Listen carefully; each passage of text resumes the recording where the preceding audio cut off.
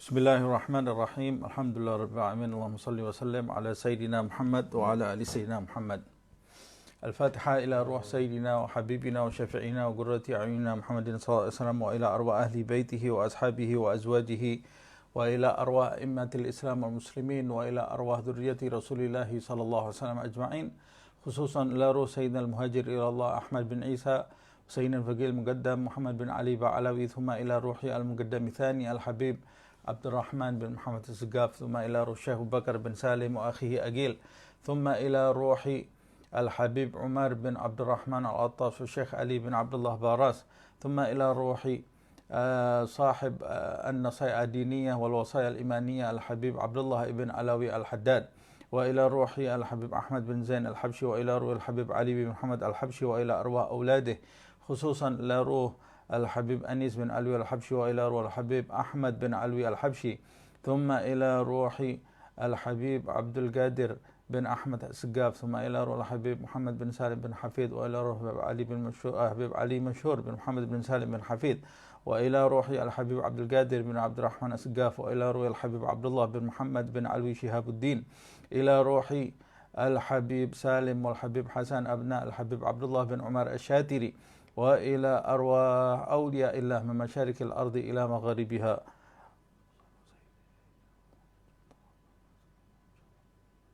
إلى أرواح أجدادنا وجداتنا أعمامنا عماتنا أخوالنا خالاتنا، أن الله يتغشاهم بالرحمة والمغفرة، أن الله يكثر من مثوبتهم وضاعف حسناتهم ويحفظنا بجاههم ومنفعنا بهم، يد علينا من بركاتهم وأسرارهم وأنوارهم وعلومهم ونفحاتهم في الدين والدنيا والآخرة، أن الله يرزقنا علما نافعا وقلبا خاشعا وعملا متقبلا، أن الله يحفظنا يحفظ أولادنا يحفظ أصحابنا من جميع الفتن ومن جميع الأمراض ومن جميع الذنوب ومن جميع البلاء والوباء والمصيبة ظاهرها كبيرها وصغيرها، ثم أن الله يشفي مرضانا ويعافي مبتلانا، خصوصا أن الله يشفي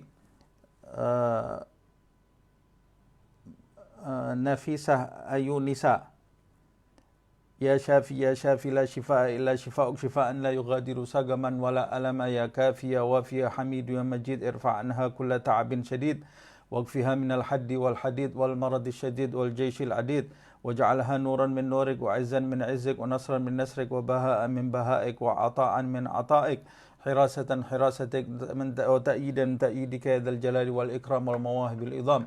أسألك أن تكفيها من شر كل ذي شر، إنك أنت الله خالق الأكبر، وأن الله يفتح علينا فتوح العارفين فتوح المطلق فتوح المبين على هذه النية وكل نية صالحة إلى حضرة النبي محمد صلى الله عليه وسلم. سر الفاتحة. أعوذ بالله من الشيطان الرجيم. بسم الله الرحمن الرحيم. الحمد لله رب العالمين الرحمن الرحيم مالك يوم الدين، إياك نعبد وإياك نستعين، اهدنا الصراط المستقيم صراط الذين أنعمت عليهم غير المغضوب عليهم ولا الضالين آمين. بسم الله الرحمن الرحيم. الحمد لله رب العالمين. اللهم صل وسلم على سيدنا محمد وعلى آل سيدنا محمد، نوينا التعلم والتعليم والنفع والانتفاع والتذكر والتذكير والإفادة والاستفادة والحث على التمسك في كتاب الله وسنة رسول الله صلى الله عليه وسلم وابتغاء مرضاته وثوابه وقربه.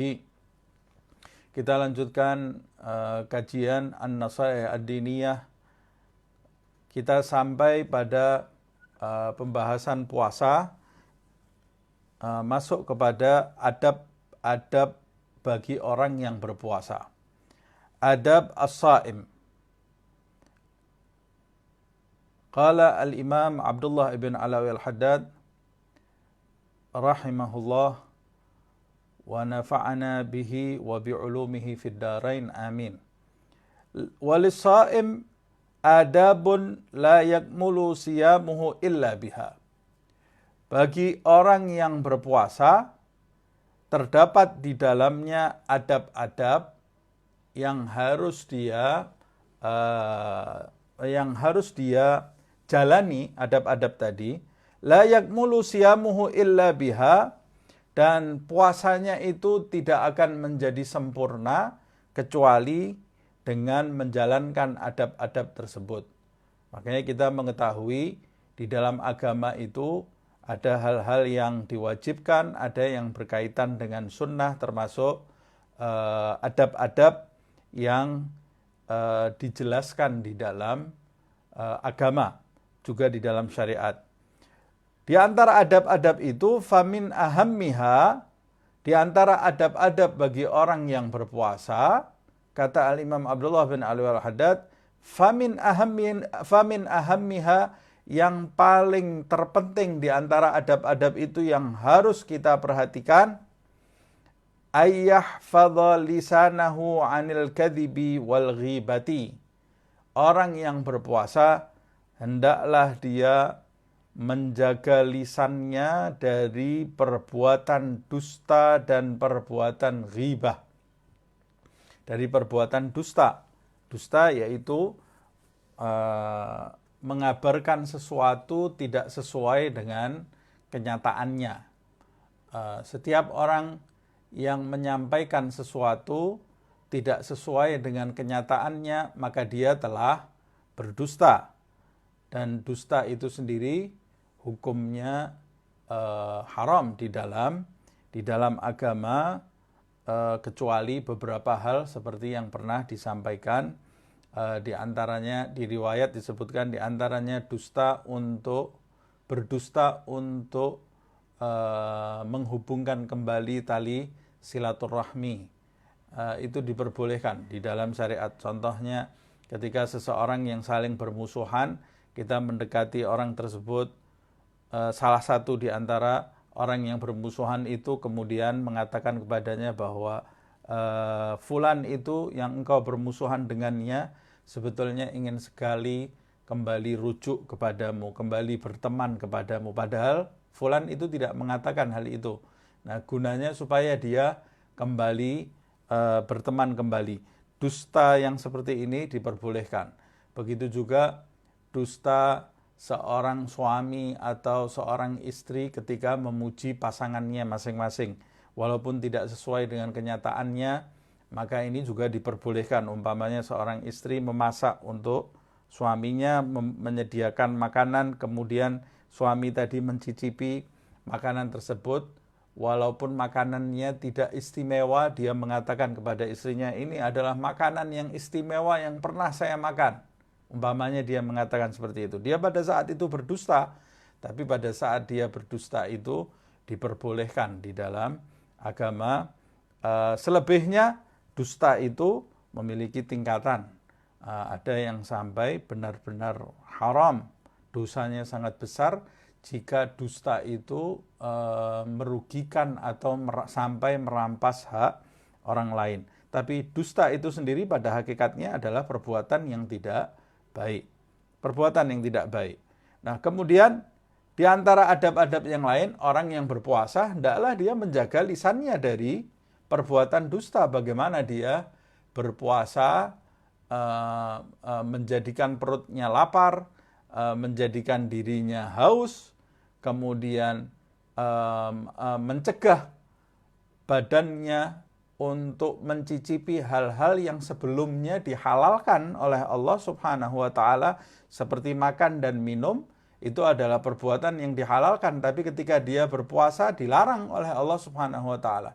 Nah, ketika dia mencegah dirinya dari perbuatan yang sebenarnya halal tapi dilarang oleh Allah saat dia berpuasa, tapi kemudian dia menerjang perbuatan yang benar-benar haram, tidak pernah dihalalkan oleh Allah Subhanahu wa taala, maka apa makna dari puasanya? Maka itu termasuk adabnya orang yang berpuasa adalah menjaga lisannya dari perbuatan dusta atau perbuatan bohong. Wal ghibah, begitu juga menjaga lisannya dari perbuatan ghibah, yaitu menggunjing atau gosip. Ghibah itu sendiri maknanya adalah membicarakan keburukan pihak ketiga. Artinya orang yang dibicarakan tidak ada di forum majelis. Ketika kita membicarakan keburukan pihak ketiga, yang tentunya ketika pihak ketiga itu mendengar, kalau dia tahu apa yang kita bicarakan, dia tidak akan menyukai, dia pasti akan marah. Maka pada saat itu kita telah menggunjingnya atau telah menghibahinya. Nah, pada saat kita menghibahi dia, maka kita telah melakukan perbuatan dosa besar yang dilarang oleh Allah Subhanahu wa taala di dalam ayat suci Al-Qur'an, ayuhibbu wala taghtab ba'dukum ba'dha wala yaghtab ba'dukum ba'dha. Jangan seseorang di antara kalian menggunjingi seseorang yang lain. Ayuhibbu ahadukum ayyakula lahma akhihi maitan fakarihtumuh. Kata Allah di dalam ayat suci Al-Quran, apakah seseorang di antara kalian ingin memakan bangkai saudaranya sendiri? Tentu dia akan tidak menyukai hal itu.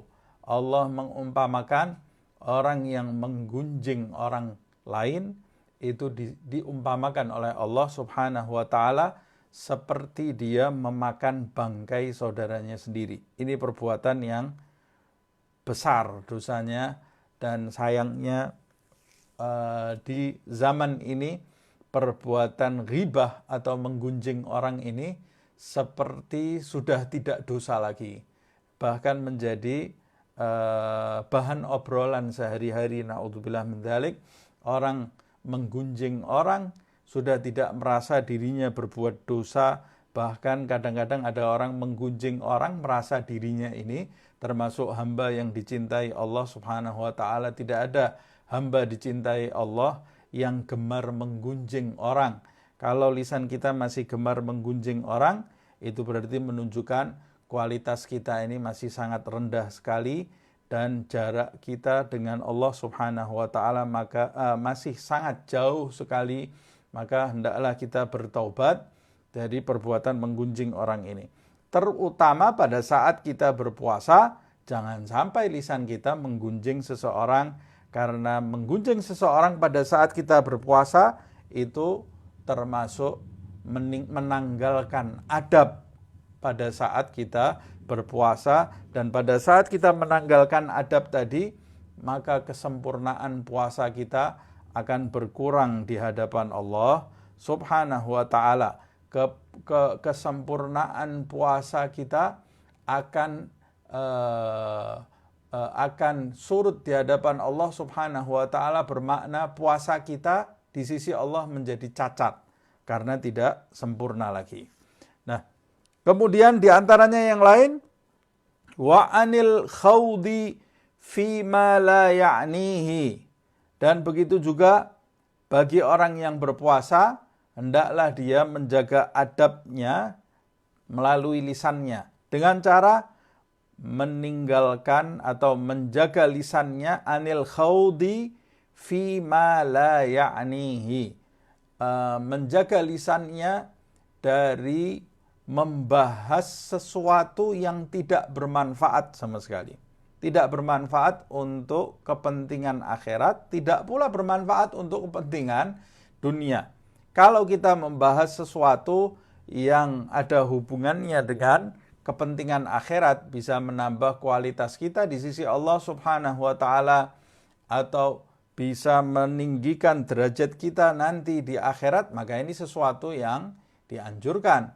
Atau kita membahas sesuatu untuk kepentingan kelangsungan hidup kita di dunia ini, umpamanya membahas masalah dagang atau masalah barang yang kita perlukan dalam jual beli, atau membahas makanan, atau membahas kesehatan, atau membahas obat yang kita perlukan, bukan asal pembicaraan yang tidak ada manfaatnya. Yang kita perlukan untuk melangsungkan hidup di dunia ini, menjaga kesehatan kita, menjaga keselamatan kita, guna memudahkan kita dalam beribadah kepada Allah Subhanahu wa taala, maka ini pembahasan yang sah-sah saja. Bahkan itu pembahasan yang bisa bermanfaat jika niatnya kita tujukan untuk kembali kepada Allah Subhanahu wa taala. Tapi jika pembahasan itu tidak ada manfaatnya sama sekali, maka itu bisa mengurangi kualitas puasa kita. Nah, ini puasa sudah semakin dekat, Ramadan sudah semakin dekat, kira-kira kita 3 bulan lagi mungkin akan memasuki bulan Ramadan. Mungkin di bulan April kita sudah memasuki Ramadan. Mudah-mudahan Allah Subhanahu wa taala memanjangkan usia kita, memberikan kepada kita kesehatan, keselamatan, dan menjadikan puasa yang nanti akan kita temui menjadi puasa yang terbaik seumur hidup kita. Nah, harusnya kita sudah mempersiapkan dari sekarang sebelum masuk bulan Ramadan, mengurangi percakapan atau obrolan atau bahasan yang tidak ada manfaatnya sama sekali bagi kehidupan kita, fima la ya'ni. Rasul SAW sendiri bersabda, min husnil islamil mar'i tarkuhu ma la ya'nihi. Nabi Muhammad SAW bersabda, termasuk kesempurnaan Islam seseorang, keindahan, kebagusan Islam seseorang, tarkuhu ma la ya'nihi, meninggalkan sesuatu yang tidak ada manfaatnya. Kata ulama, apa itu sesuatu yang tidak ada manfaatnya? Sesuatu yang jika kita bahas atau kita lakukan tidak menambah kualitas kita di hadapan Allah Subhanahu wa taala, tidak menambah kualitas kita di negeri akhirat nanti. Kalau yang tidak ada manfaatnya dilarang, kita membahas yang tidak ada manfaatnya, bagaimana dengan membahas hal-hal yang diharamkan oleh Allah Subhanahu wa taala? Tentu itu lebih dipastikan lagi kita menjaga lisan kita dari hal-hal tersebut. Wa yahfadz ainahu. Begitu pula setelah kita menjaga lisan, hendaklah kita menjaga ainahu. Wa yahfadz ainahu. Orang yang berpuasa hendaklah dia menjaga matanya. Wa udhunahu, dan menjaga telinganya. Karena kata Imam Abdullah bin Alawi al-Haddad, mata dan telinga itu adalah dua lubang yang langsung menuju ke dalam hati kita. Dan dia tidak bisa menyaring. Berbeda dengan lisan. Lisan ini kita bisa mencegahnya untuk berbicara dan bisa mengumbarnya. Bisa mencegah lisan kita dari berbicara, bisa juga kita mengumbar lisan kita. Tapi mata dan telinga ini dia akan melihat apa yang dia lihat, mendengar apa yang dia dengar, dan apa yang dilihat juga didengar oleh mata, itu langsung masuk ke dalam hati. Ada cerobong dari mata dan telinga kita yang langsung menuju ke dalam hati kita, dan apa yang sudah masuk ke dalam hati itu sulit sekali dikeluarkan. Kalau yang masuk itu adalah gambaran-gambaran yang buruk, foto-foto yang menjijikkan, atau memandang hal-hal yang diharamkan oleh Allah Subhanahu wa taala, begitu juga mendengarkan nyanyian yang membangkitkan hal-hal yang buruk di dalam hati, membangkitkan syahwat umpamanya, atau mendengarkan ucapan-ucapan kotor yang merusak hati kita, semua itu masuk ke dalam hati kita, dan ketika sudah masuk ke dalam hati kita, akan sulit sekali untuk dicabut atau dikeluarkan. Kalaupun kita sudah mencabutnya dengan taubat kepada Allah Subhanahu wa taala, bekasnya masih tersisa di hati itu, dan itu yang paling sulit untuk dihilangkan. Diumpamakan seperti paku yang dipukulkan atau ditancapkan ke kayu. Ketika paku tersebut dicabut, tapi bekas dari tancapan paku tadi masih tersisa di kayu itu. Seperti itu perumpamaan apa yang masuk ke dalam hati seseorang. Yahfadz ainahu, itu sebabnya di samping menjaga lisan, adab orang yang berpuasa adalah menjaga kedua matanya dan telinganya, anin nadhari, dari memandang, wal istima'i, dan dari mendengarkan, ila ma la yahillu lahu, memandang dan mendengarkan hal-hal yang tidak dihalalkan bagi dirinya. Memandang aurat seseorang, memandang orang dengan pandangan merendahkan, mendengarkan ucapan-ucapan yang tidak baik, mendengarkan lagu-lagu yang buruk. Kalau lagu-lagu itu masih memotivasi kita untuk melakukan hal-hal yang baik, tidak ada manfaat, tidak ada masalahnya. Kalau lagu itu membangkitkan semangat kita untuk mendekat kepada Allah, membangkitkan kita untuk mencintai Rasulullah, mencintai Nabi Muhammad SAW, mencintai para anbiya, mencintai para rasul, mencintai para sahabat, mencintai ahlul bait. Lagu itu membangkitkan kita, umpamanya mencintai orang-orang saleh, para aulia Allah Subhanahu wa taala, atau lagu yang membangkitkan semangat kita untuk belajar, membangkitkan semangat kita untuk menjalin persaudaraan, membangkitkan kita semangat di dalam hati kita untuk menjaga lingkungan. Ini hal-hal yang positif, tidak ada masalahnya. Bahkan itu bisa jadi sesuatu yang terpuji, karena di antara sarana untuk mencapai kedudukan di sisi Allah Subhanahu wa taala melalui as-sama', melalui mendengarkan sesuatu. Mendengarkan sesuatu yang baik itu akan menjadikan sesuatu yang baik. Tapi kalau lagu-lagu tadi membangkitkan sesuatu yang buruk di dalam diri kita, dan sebenarnya setiap orang sudah punya timbangan di dalam dirinya, sudah ada alarm di dalam dirinya. Dia tahu kalau mendengarkan lagu ini akan merusak semangatnya untuk beribadah, akan membangkitkan semangatnya untuk melakukan hal-hal yang buruk, maka lagu-lagu tadi menjadi diharamkan. Kemudian wa ila ma yu'addu fudulan fi haqqihi, dan juga melihat atau mendengarkan hal-hal yang terhitung sebagai sesuatu yang fudul. Maksudnya sesuatu yang fudul di sini sesuatu yang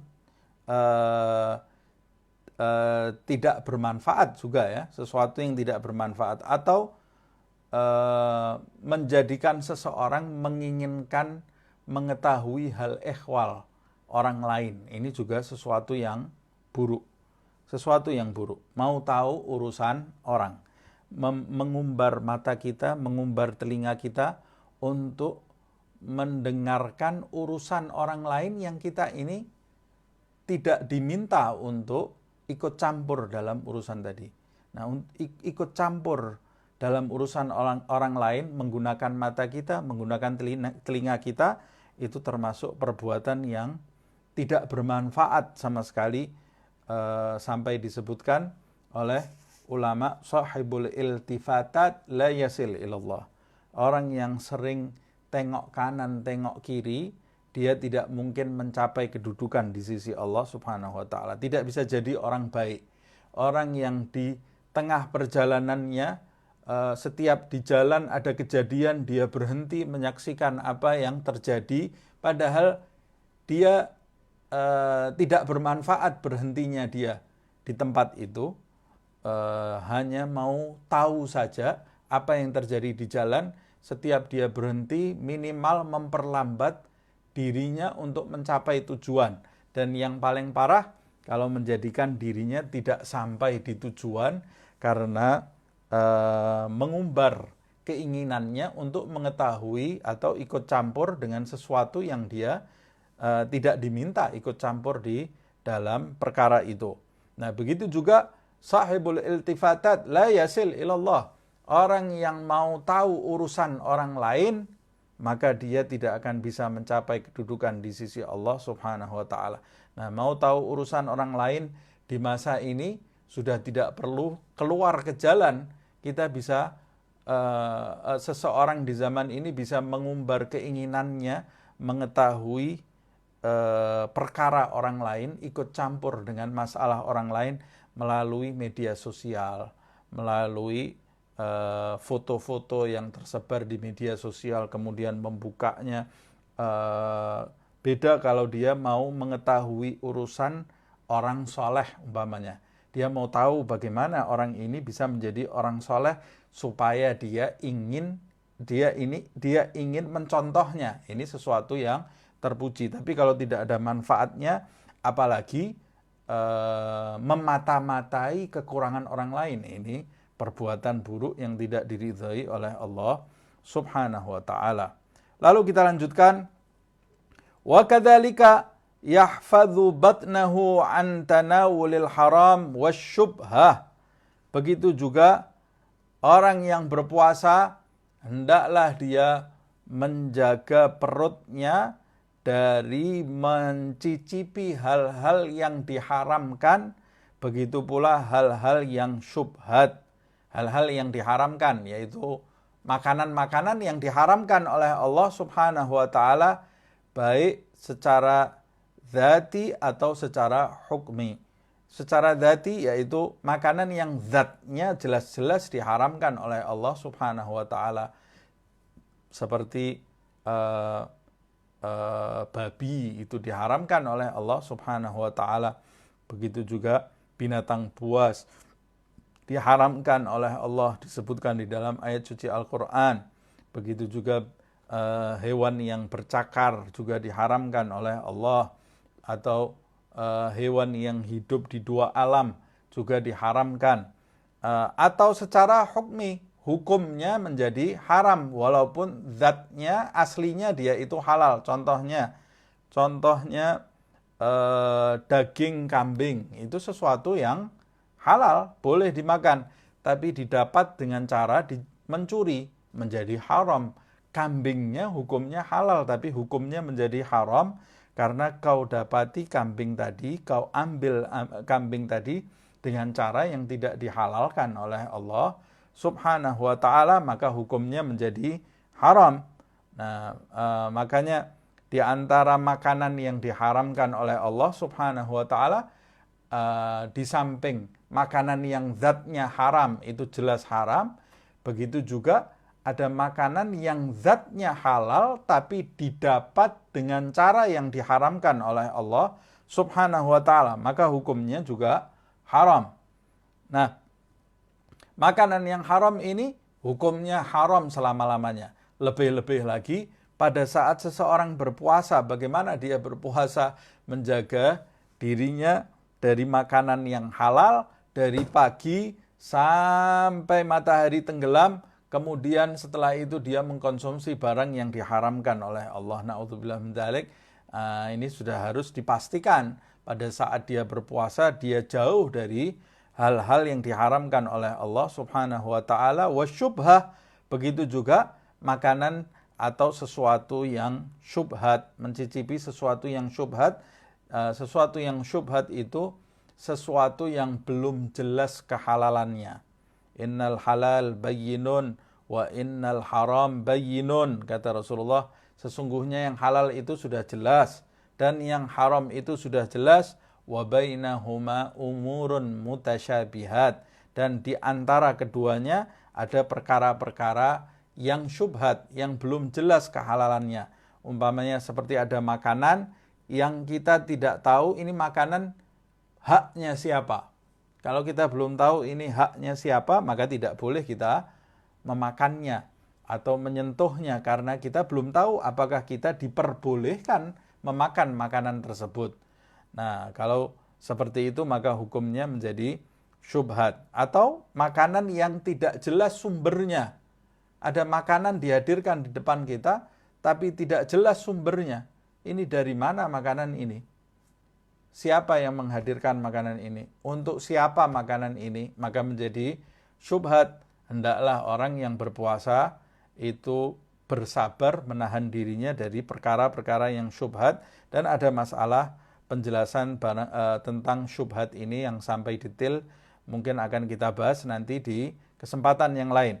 Wa khususan indal iftar, dan khususnya lebih-lebih lagi menjaga perut kita dari hal-hal yang haram dan syubhat itu pada saat kita berbuka puasa. Khususnya pada saat kita berbuka puasa. Karena pada saat buka puasa itu keutamaannya sangat besar di sisi Allah Subhanahu wa ta'ala. Berapa banyak manusia, hamba Allah Subhanahu wa ta'ala yang diampuni oleh Allah Subhanahu wa ta'ala pada saat mereka berbuka puasa. Dan berapa banyak di dalam riwayat mereka yang berbuka puasa itu ditebus nyawanya oleh Allah Subhanahu wa ta'ala dari api neraka Lalu bagaimana dia mau mendapat ampunan, mendapat rahmat dari Allah jika dia berbuka menggunakan atau berbuka dengan makanan yang haram atau makanan yang syubhat?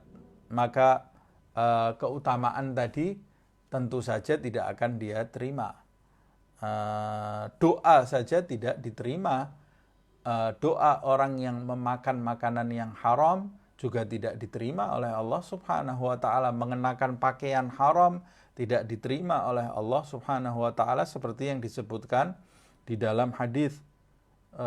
Rasulullah SAW menyebutkan ada seorang yang berdoa, ya Rab, kata Rasulullah SAW, wa mat'amuhu haram, wa malbasuhu haram. Dia berdoa memohon kepada Allah, ya Rab, ya Allah kabulkan doaku. Tapi kata Rasulullah SAW, makanan yang dimakan tidak dijaga. Dia makannya makan yang diharamkan oleh Allah Subhanahu wa taala. Wa malbasuhu haram. Pakaian yang dia kenakan juga pakaian yang diharamkan oleh Allah, pakaian curian atau merampas hak orang lain. Kata Nabi Muhammad SAW, fa'anna yustajaba lahu. Bagaimana doanya akan dikabulkan oleh Allah? Bagaimana doanya akan diterima oleh Allah Subhanahu wa taala? Berarti memakan makanan yang halal, memakai pakaian yang halal, itu termasuk salah satu syarat diterimanya amal ibadah kita, diterimanya doa kita di sisi Allah Subhanahu wa taala. Wa khususan indal iftar, khususnya pada saat berbuka, yajtahidu jiddan an la yuftir illa alal halal. Khususnya pada saat seseorang yang berpuasa itu hendak membatalkan puasanya, iftar, berbuka, dia hendaklah bersungguh-sungguh berusaha untuk tidak membatalkan puasanya kecuali dengan sesuatu yang dihalalkan oleh Allah Subhanahu wa taala. Qala ba'dus salaf, sebagian salaf, yang dimaksud as-salaf itu yaitu pendahulu, yang dimaksud adalah pendahulu yang saleh. Orang-orang saleh yang telah mendahului kita, sebagian dari mereka berkata, idza sumta, kalau engkau berpuasa, fanzur, maka perhatikan, ala ayyi syai'in tuftir. Kalau engkau berpuasa, maka perhatikanlah dengan apa engkau berbuka. Artinya jangan sampai kamu berbuka dengan barang yang diharamkan oleh Allah Subhanahu wa taala atau barang syubhat. Wa indaman tuftir, dan di tempat siapa kamu berbuka. Dengan apa kamu berbuka dan di tempatnya siapa kamu berbuka. Kalau kamu berbuka di tempat orang yang diundang orang, umpamanya berbuka di rumah orang yang kamu tahu harta yang dia miliki itu bersumber dari kerja yang diharamkan oleh Allah Subhanahu wa taala, bersumber dari mata pencaharian yang diharamkan oleh Allah. Kamu tahu persis makanan yang dia beli itu menggunakan uang yang diharamkan oleh Allah atau pekerjaannya yang syubhat, maka ketika kamu berbuka di tempat orang tersebut juga bisa mengurangi kesempurnaan puasa kamu, karena kamu berbuka dengan barang yang haram atau barang yang syubhat seperti yang disebutkan tadi. Ucapan salaf ini isyaratun ilal hathi alat taharri wal ihtiyat fima yuftir alaih. Ucapan salaf tadi yang tersebut itu adalah isyarat dari mereka agar seseorang yang berpuasa itu memotivasi orang yang berpuasa untuk taharri, menjauhi, wal ihtiyat, menjauhi dan berhati-hati, artinya memperhatikan dan berhati-hati terhadap makanan yang dia gunakan untuk membatalkan puasanya atau untuk berbuka. Sebab itu berpengaruh kepada puasanya nantinya. Wa kadzalika, begitu pula orang yang berpuasa, hendaklah yahfadzus shaimu, hendaklah orang yang berpuasa itu menjaga jami'a jawarihihi, menjaga seluruh anggota badannya. Anggota badannya dijaga. Tadi yang disebutkan mata, telinga, mulut, kemudian perut, makan makanan yang halal. Dan sebenarnya menjaga seluruh anggota badannya. Anggota badan yang tersisa yang belum disebutkan, kedua tangan, kemaluan, dan kedua kakinya. Begitu juga menjaga hati. Menjaga seluruh anggota badannya an mulabasatil atham summa anil fudul. Menjaga anggota badannya, seluruh anggota badannya dari melakukan perbuatan dosa atau melakukan perbuatan yang sia-sia, yang tidak ada manfaatnya seperti yang saya sebutkan di atas.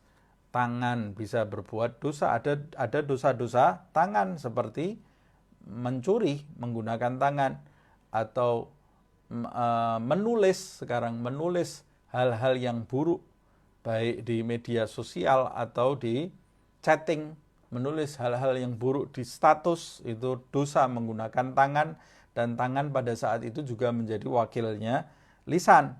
Atau menipu menggunakan tangannya, mengurangi jumlah, mengurangi takaran. Ini perbuatan yang tidak diridhoi oleh Allah. Begitu juga dosa kemaluan, seperti nas'alullah al-afiyah, seperti berzina atau menikahi tangannya sendiri, masturbasi, onani, atau melakukan perbuatan homoseks, perbuatan lesbi, na'udzubillah min dzalik. Bagaimana orang berpuasa dia berzina atau melakukan masturbasi, maka semua itu bahkan bisa jadi membatalkan puasanya kalau dia lakukan di siang hari. Kemudian nanti akan kita bahas bagaimana hukum orang yang tidak menjaga kemaluannya pada saat dia berpuasa di siang hari.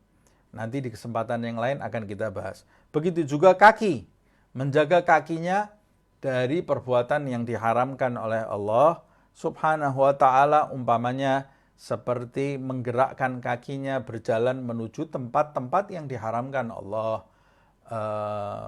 menuju tempat-tempat maksiat, menggerakkan kakinya untuk merampas hak orang lain, menyakiti orang, atau untuk membunuh, na'udzubillah min dzalik, atau melakukan menuju ke tempat yang tidak diridhai Allah, membuat kekacauan, itu juga sesuatu yang tidak diridhai oleh Allah Subhanahu wa ta'ala. Dan kalau dilakukan pada saat dia berpuasa, maka akan memangkas kesempurnaan puasanya dan menjadikan puasanya cacat di hadapan Allah Subhanahu wa ta'ala. Fabidzalika yatimmu saumahu wa yazku. Yatimmu saumuhu wa yazku. Nah, orang yang menjaga lisannya, menjaga matanya, menjaga telinganya, menjaga seluruh anggota badannya termasuk perutnya, kakinya, kemaluannya, tangannya, kalau dia menjaga semua itu dari perbuatan dosa dan perbuatan yang tidak ada manfaatnya, dengan semua itu, kalau dia menjaganya, akan sempurna puasanya dan menjadi suci di hadapan Allah Subhanahu wa ta'ala. Naik puasanya ke sisi Allah Subhanahu wa ta'ala sempurna. Kalau puasanya sempurna, akan kembali manfaatnya kepada dirinya. Akan diterima. Kalau puasanya diterima oleh Allah Subhanahu wa ta'ala, maka dirinya nanti akan berubah menjadi lebih baik setiap harinya di hadapan Allah Subhanahu wa ta'ala. Wa kam min shaimin yut'ib nafsahu bil ju'i wal 'atash wa yursil jawarihahu fil ma'asi naudzubillah min dzalik fayafsudu bidzalika shaumuhu. Kata Al-Imam Abdullah bin Al-Haddad, berapa banyak orang yang berpuasa,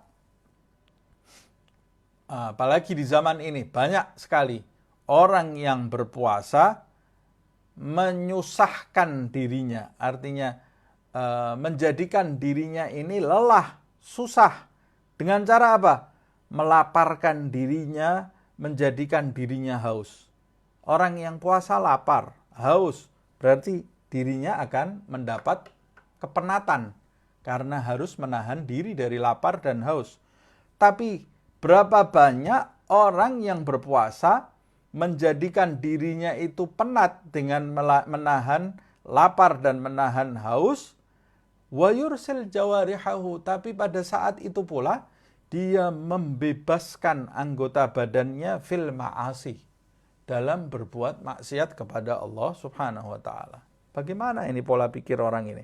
Dia menyusahkan dirinya, menahan diri dari lapar dan dari haus, tapi dia di saat itu pula membebaskan anggota badannya untuk terjun kepada perbuatan maksiat yang tidak diridhai oleh Allah Subhanahu wa ta'ala.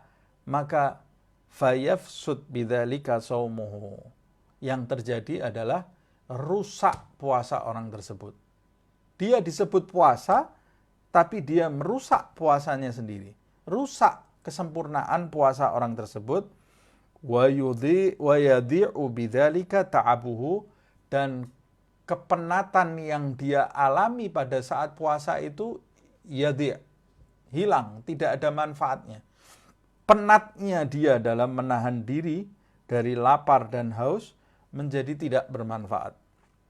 Tidak ada manfaatnya sama sekali, karena di saat itu juga dia itu merusak kesempurnaan puasanya, kama qala alaihi salatu wassalam, seperti yang disabdakan oleh Rasulullah sallallahu alaihi wasallam, kam min shaimin laisa lahu min siyamihi illa al-ju' wal 'atash.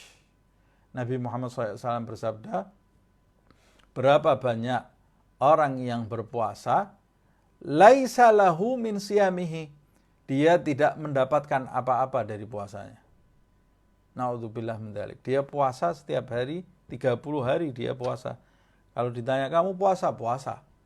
Laisa lahu min siyamihi, tapi dia tidak dapat apa-apa dari puasanya. Maksudnya, tidak dapat pahala puasa. Puasanya sah atau tidak? Sah. Secara fikih sah. Karena secara fikih, orang yang menahan diri dari lapar dan haus dan hal-hal yang membatalkan puasa, dari mulai terbit fajar sampai tenggelam matahari dan diawali dengan niat di malam harinya, maka puasanya itu sah secara fikih, tapi dia tidak mendapatkan apa-apa dari puasanya. Pahalanya tidak ada. Manfaat dari puasanya dalam kehidupan sehari-hari, kata Rasulullah SAW, tidak ada. Illa, kecuali. Manfaat yang dia dapat cuma satu aja. Apa itu? Al-ju' wal 'atash. Naudzubillah min dzalik. Jadi dia cuma dapat lapar dan dahaga. Pahala tidak dapat. Sama seperti orang yang bekerja tapi dia tidak dapat gaji. Dia bekerja setiap hari selama 30 hari dari pagi sampai tenggelam matahari. Dia bekerja, tapi di saat itu dia melakukan pelanggaran-pelanggaran yang menjadikan perusahaan tadi memangkas gajinya. Dia keluar selama 30 hari itu menyangka dia akan mendapat gaji dari perusahaan tadi, tapi karena pelanggaran-pelanggaran yang dia lakukan, maka dia sendiri yang menjadikan gaji yang seharusnya bisa dia terima itu menjadi terhalang. Nah, sama seperti itu. Orang yang berpuasa selama sebulan, tapi dia tidak menjaga dirinya dari hal-hal yang diharamkan oleh Allah Subhanahu wa ta'ala, dia nanti setelah sebulan dia berpuasa, puasanya hanya sah secara fikih. Dia tidak perlu mengqadha puasanya karena dia melakukan puasa dan sah secara fikih, tapi pahalanya dan manfaatnya di dalam kehidupan sehari-hari tidak ada, kata Rasulullah SAW. Dia tidak dapat apa-apa dari semua itu kecuali hanya lapar dan haus. Mengapa? Karena dia tidak menjaga dirinya dari hal-hal yang diharamkan Allah. Wa tarkul ma'asi wajibun. Meninggalkan perbuatan maksiat itu hukumnya wajib. Alad dawam. Meninggalkan perbuatan maksiat itu wajibun alad dawam. Wajib hukumnya meninggalkan perbuatan maksiat itu selama-lamanya. Tidak ada satu masa yang membolehkan kita berbuat maksiat. Meninggalkan perbuatan maksiat itu wajib seterusnya ala shaim wa alal muftir. Baik bagi orang yang berpuasa atau bagi orang yang tidak berpuasa. Hukumnya wajib. Ghibah itu haram bagi orang yang berpuasa dan haram juga bagi orang yang tidak berpuasa. Dusta itu haram bagi orang yang berpuasa atau yang tidak berpuasa. Memandang atau mendengarkan hal-hal yang diharamkan Allah, memasukkan sesuatu ke dalam perut, barang yang haram, barang yang syubhat, itu selama-lamanya haram bagi orang yang berpuasa atau bagi orang yang tidak berpuasa. Ghair anna shaima aula bittahaffuz. Hanya saja orang yang berpuasa itu lebih pantas lagi dia menjaga dirinya dari sesuatu yang diharamkan oleh Allah. Karena dia sedang berpuasa, tidak masuk di akal. Dia berpuasa menjaga dirinya dari sesuatu yang tadinya dihalalkan oleh Allah, makan dan minum, tapi dia tidak menjaga dirinya dari sesuatu yang selama-lamanya diharamkan oleh Allah Subhanahu wa ta'ala. Huwa alaihi aujab wa akad. Hal-hal maksiat tersebut, menjaga diri dari maksiat tersebut, bagi orang yang berpuasa lebih wajib lagi dan lebih dipastikan lagi. Fafham, maka fahamilah kalimat ini. Artinya bukan dusta itu hanya, sebagian orang ada yang pada waktu puasa dia menjaga dirinya dari ghibah. Takut dia. Saya takut. Kenapa kamu menjaga diri dari ghibah? Ya karena saya sedang berpuasa. Tapi nanti setelah Idul Fitri, dia merasa dirinya bebas, sudah selesai puasanya, saya boleh ghibah lagi. Ini berarti orang yang tidak faham. Orang yang tidak faham. Padahal Imam Abdullah bin Al-Haddad mengatakan fafham. Fahami ini. Karena di atas kalimat itu dimulai dengan meninggalkan perbuatan maksiat itu wajib selama-lamanya. Di bulan Ramadan atau di selain bulan Ramadan, ghibah itu haram.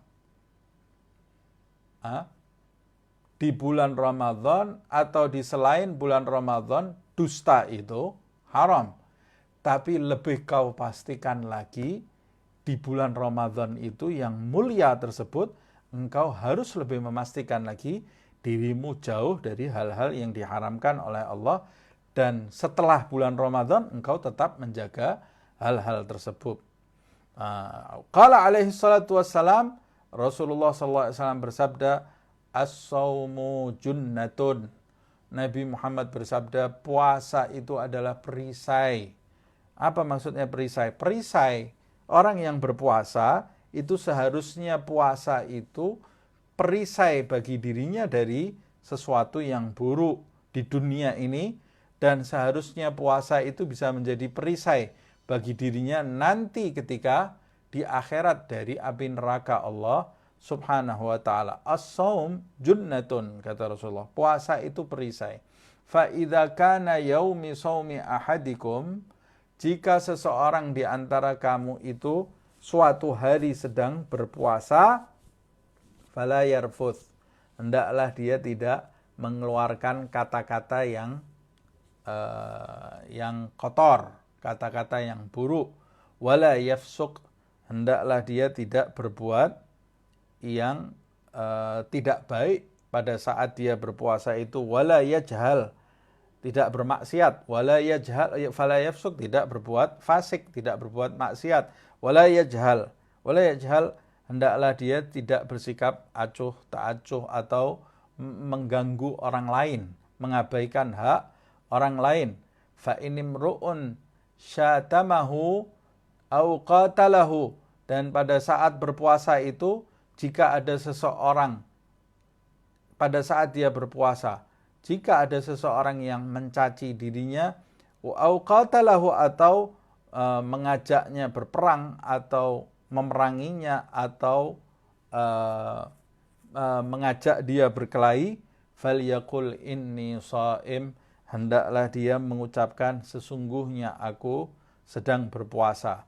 Sebagian ulama mengatakan maksudnya bukan berkata kepada orang yang mengajak dia berperang, tapi berkata untuk dirinya sendiri, mengingatkan dirinya sendiri, inni shaim, sesungguhnya aku sedang dalam keadaan berpuasa, mengingatkan dirinya apa manfaat dari puasamu jika engkau membalas cacian dengan cacian, jika engkau tidak bisa meredam amarahmu, padahal puasa itu sendiri melatih diri dari hal-hal yang tidak diridhai oleh Allah Subhanahu wa taala.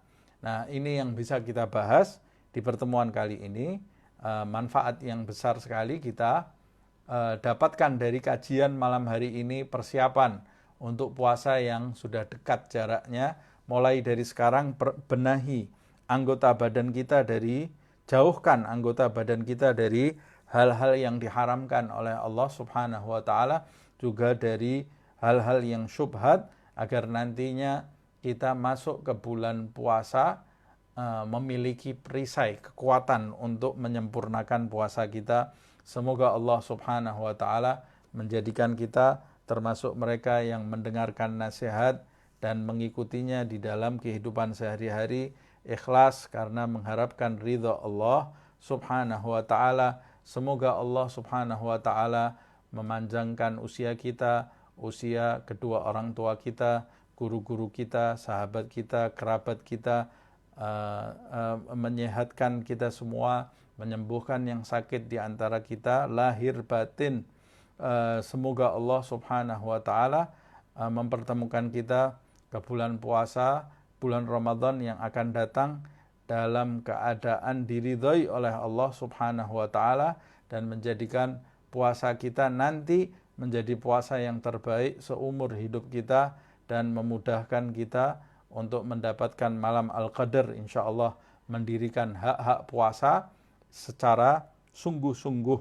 Semoga Allah Subhanahu wa taala menjadikan kajian kita ini kelak menjadi saksi baik di hadapan Allah Subhanahu wa taala, menggembirakan hati Nabi Muhammad sallallahu alaihi wasallam, dan menjadikan sarana bagi kita untuk berkumpul bersama beliau sallallahu alaihi wasallam di alam barzah, di hari kebangkitan, sampai berkumpul dengan beliau di surga Allah Subhanahu wa taala tanpa didahului hisab, fitnah, siksa dan adab. Amin ya rabbal alamin. Bisirril Fatihah.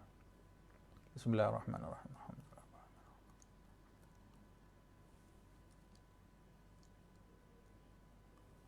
يا ربنا اعترفنا بأننا اقترفنا وأننا أسرفنا على لظى أشرفنا، فتب علينا توبة تغسل لكل حوبة، واستر لنا العورات وآمن الروعات، واغفر لوالدينا ربي ومولودينا والآل والإخوان وسائر الخلان، وكل ذي محبة أو جيرة أو صحبة، والمسلمين أجمع آمين. ربي اسمع فضلا وجودا منا، لا باكتساب منا، بالمصطفى الرسول نحظى بكل سول، بالمصطفى الرسول نحظى بكل سول، بالمصطفى الرسول نحظى بكل سول. صلى وسلم ربي عليه عد الحب، وآله والصحب عداد طش الصحب، والحمد للإله في البدء والتناهي. سبحانك اللهم وبحمدك أشهد أن لا إله إلا أنت أستغفرك وأتوب إليك. سبحان ربك رب العزة عما يصفون وسلام على المرسلين والحمد لله رب العالمين. wal afu minkum.